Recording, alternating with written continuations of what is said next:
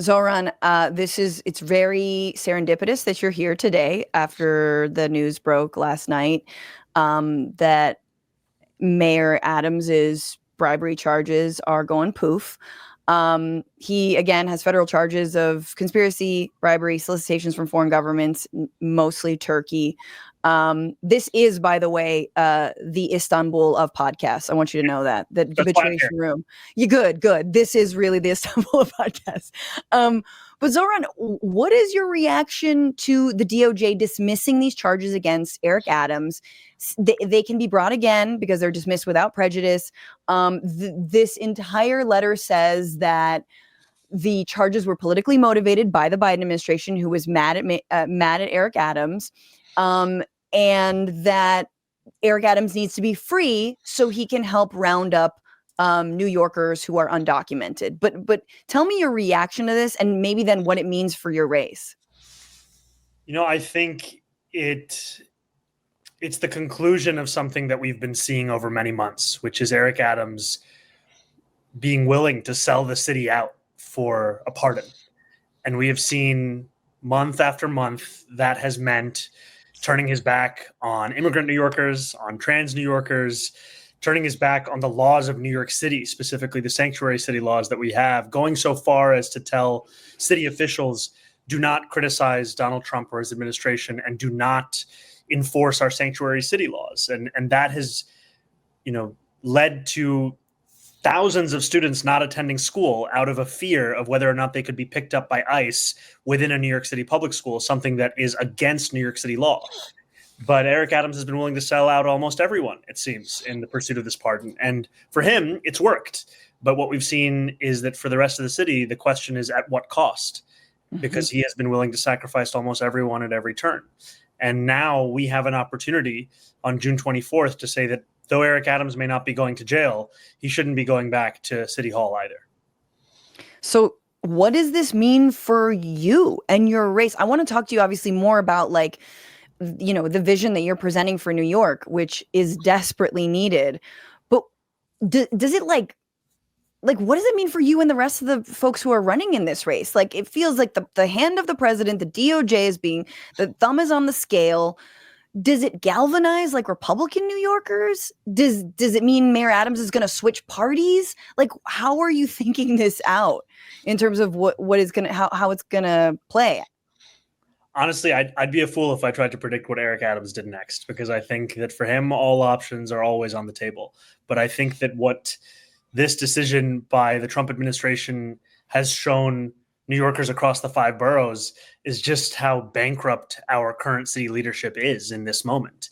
And I think, sadly, for many people, they have felt this betrayal before when it comes to electoral politics, when it comes to the Democratic Party. But the level that we're talking about with regards specifically to corruption and ethics, it's just so naked that it has inspired quite an immense amount of disgust across many, many New Yorkers across the ideological spectrum.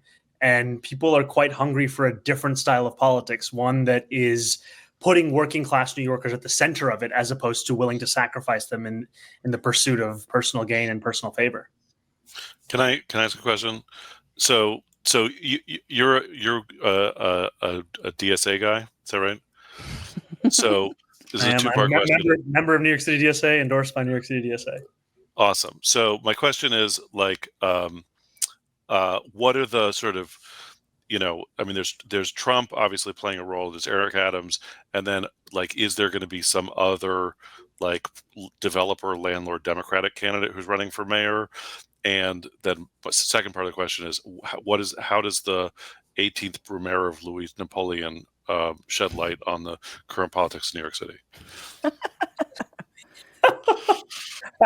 I don't think I'm going to have an answer for the second part of the question, but on the first, I can't think of a better candidate for landlords and developers and institutional and establishment politics than Andrew Cuomo. And that is somebody who continues to hover over the race. That is someone who I expect at some point will be declaring his candidacy to be the mayor of New York City. But he knows just as well as we all do that the longer that he is in the limelight, the longer he has to answer for his record. And so he's postponing that announcement of his candidacy until the last possible moment. And in the hopes that by giving himself the shortest possible runway, he'll have to answer the fewest amount of questions. And Sure. I'm honestly quite excited by the prospect of reminding New Yorkers that so many of the things that are causing people anxiety in this moment, whether it's their inability to afford basic goods or their lack of feeling safe across much of New York City, a lot of it stems from policy decisions that Cuomo took year after year after year as the governor of the state. It's just so sick. Like Cuomo sees Trump's reelection as like, it's my turn. You know what I mean? Like he just these slimy ass, like, and again, the anti-Trump fake resistance politics. Like, I'm so disappointed by how Democrats are not fighting. But if you're gonna fight, like, again, just in the Cuomo way, just, in these performative ways, it's so awful. No, you're thinking of the governor. Which Cuomo? Okay, Cuomo's are like Skarsgård. There's like 50. The political Skarsgård. Yeah, they're the Skarsgårds of politics. If Skarsgård defunded the MTA and cut CUNY and did it all, and that wasn't he harassy? Am I remembering that right? Yeah, that same guy. Yes, he was. This is someone who was named as having harassed and assaulted more than 10 different women and resigned in disgrace just a few years ago as a result of allegations building on allegations building on allegations, which were themselves only a few months after there was a massive outcry as to his nursing home policies, where he forced nursing homes to admit patients without care for whether or not people had COVID or not. And there are so many New Yorkers who lost their parents, their grandparents, because of Cuomo's policies which were driven by a desire to paint an artificially rosy picture of New York that he could then use to sell a memoir that he was writing using public funds, a memoir that he received a $5 million advance for, but a memoir that many people have never read. I'm not hearing the part that you think the voters won't like. Yeah, exactly. I mean, this is what I'm saying is like the big gambit is like, woke is dead / women who don't want to be assaulted. So it's my turn again. But I want to talk about you and your turn, Zohran, because I do feel like beyond Eric Adams's, bribery charges and all this, like it's the same way that Trump's, corruption papers over what is a deeply sick and twisted, I think, agenda for the country. And I do think that Eric Adams's agenda is reactionary and has been. So, in terms of adding police to subways and public spaces and shutting down public libraries and schools, what has been the biggest failure of the Adams administration for you, and what's your counter vision? Like, what do you see that New Yorkers are really hungry for? I think the biggest failure of the Adams administration has been that it has taken almost every opportunity to exacerbate a cost of living crisis that has pushed New Yorkers to the brink. This is an administration that has the power to set rents for close to 2.5 million New Yorkers. It runs the Rent Guidelines Board, composed of 9 appointees. The mayor picks each one of them, and every year they decide how much, if at all, rents are going to go up. And under the previous mayor, there were 3 years where the rents were frozen. Under this mayor, we've seen a rent hike every single year, the likes of which we haven't seen since a Republican was running City Hall. When Con Edison applied for permission from the state to raise New Yorkers' gas and electric bills by close to $70 a month, the mayor signed on in support. When the mayor saw the power of setting the water bill for New Yorkers, he raised it to the highest amount it's been in 13 years. I mean, this is a guy who has even ensured that chicken and rice at halal trucks across New York City is becoming more and more expensive because he refused to issue the permits that would actually make that food more affordable. It's a man who's addicted in many ways to making a crisis that much more unbearable for New Yorkers.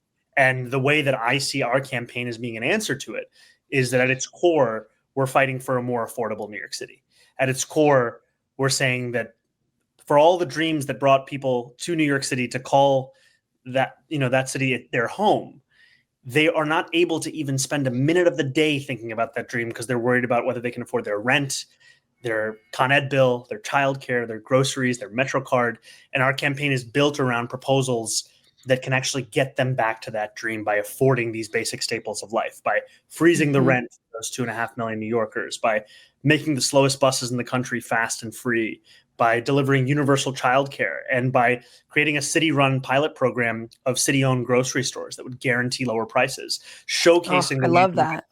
City government can actually make people's lives easier, because right now all city government looks like is a way that people can enrich themselves. And we need to see a fundamentally different approach to government. And I think, as you were saying, there's a through line between Donald Trump, Andrew Cuomo, and Eric Adams. It is an age where politicians do not believe in consequence. And this election is an opportunity to say that actually we do want a different style of politics. We do want a different style of leadership. And it's one that is direct, explicit, and relentlessly focused on an economic agenda for working class people.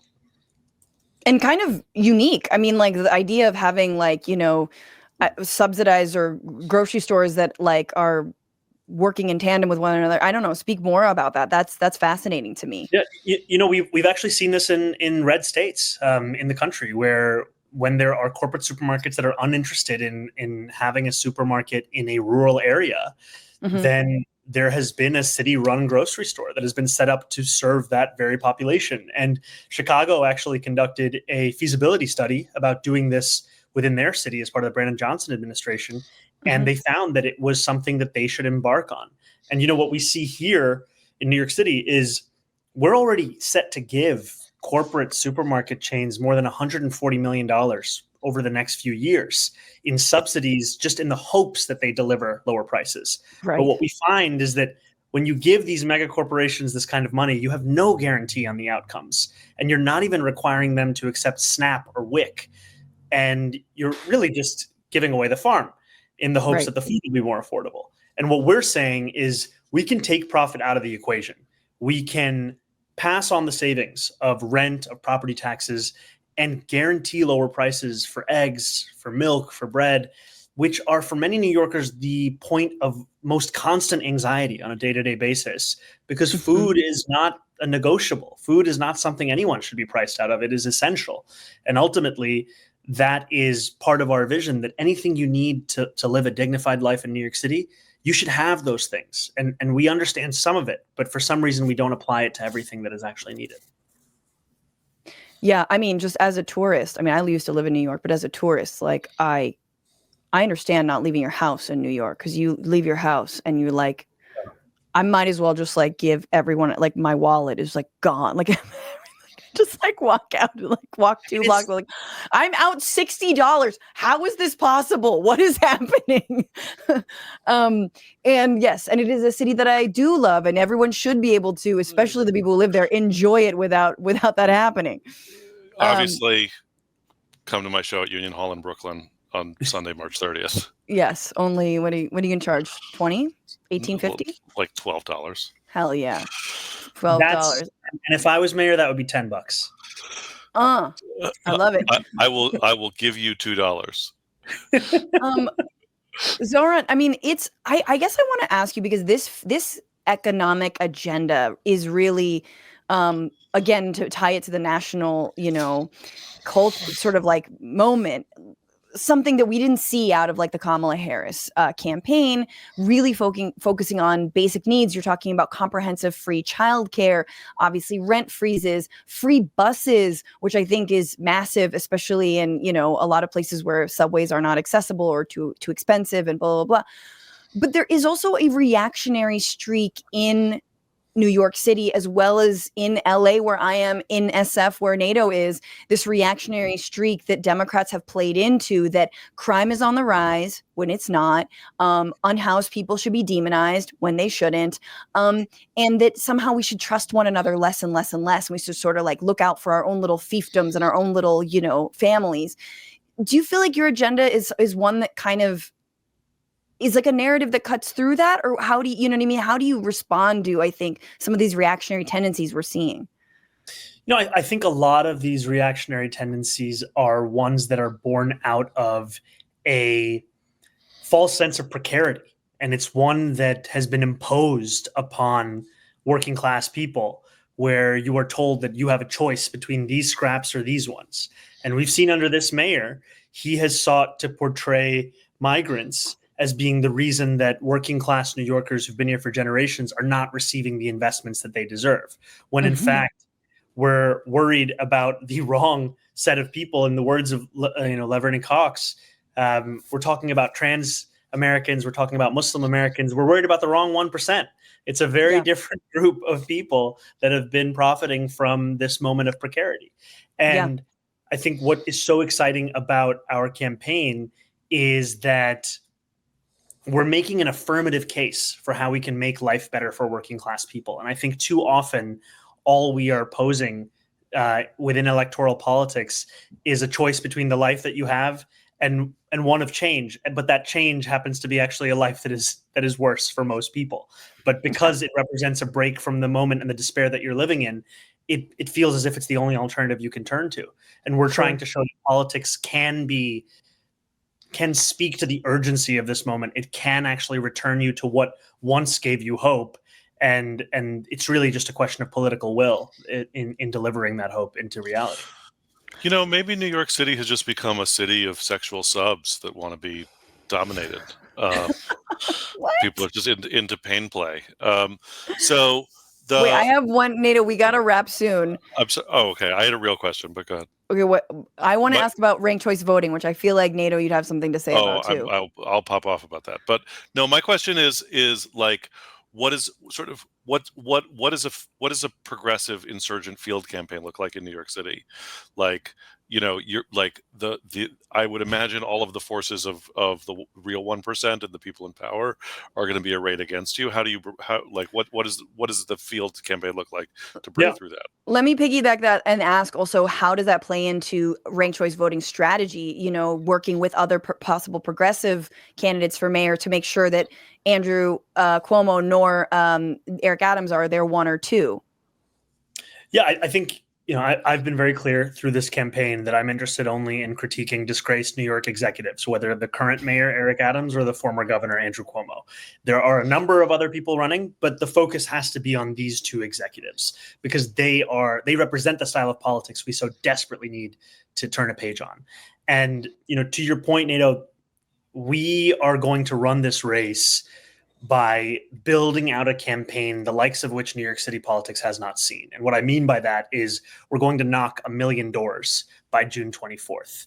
We are going to couple that with it being a fully funded campaign because in New York City, we have the matching funds program through the Campaign Finance Board, where New York City will provide an 8-to-1 match for New Yorkers' small dollar contributions between $10 and $250. And ultimately what that means is you can raise $881,000 in matchable contributions, raw dollars.